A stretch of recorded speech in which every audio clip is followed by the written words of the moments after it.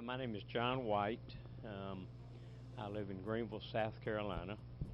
I've been there, I've practiced here 30 years.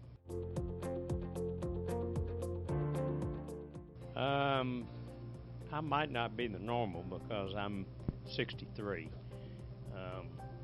but I do sleep apnea, and a lot of the problems with the younger kids are orthodontic, with constricted maxillas and mandibles, and I think it's something I want to try to learn to see if there's other treatment modalities for these kids with apnea. The literature has been saying for years that if the children are or even the adults, if you're a non-obese apneic, then the problem is craniofacial, and so the fix is a craniofacial fix, which is orthodontics.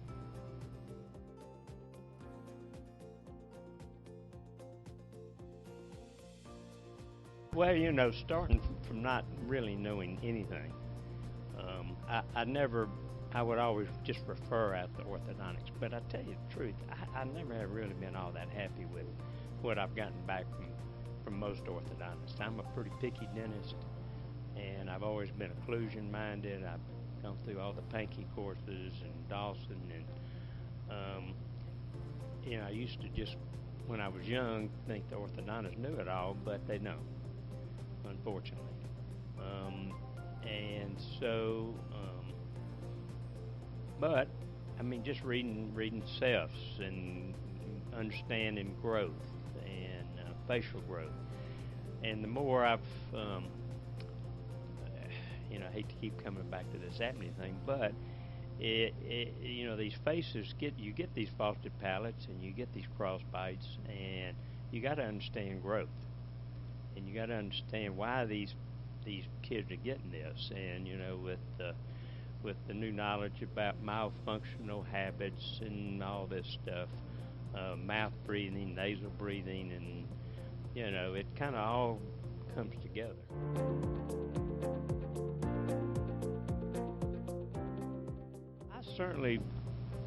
I certainly think that everybody in this room is smart enough to do these cases. You know, you certainly don't have to pick and choose. But I've got some people in mind when I get back that I'm certainly going to think about. I'm really going to go back and really try to analyze some of these Cephs in this facial growth, and because I've got in my mind, and I know a lot about this craniofacial thing, and I know the Ceph numbers and the angles and the lines that would predispose a person to have apnea or a small airway. And so now I've got this tool, and I can gather my understanding better.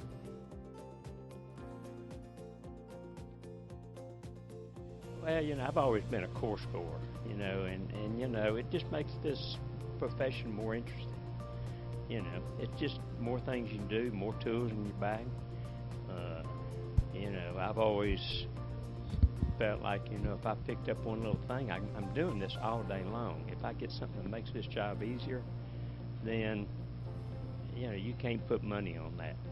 So, you know, I've always enjoyed, you know, the learning part of it.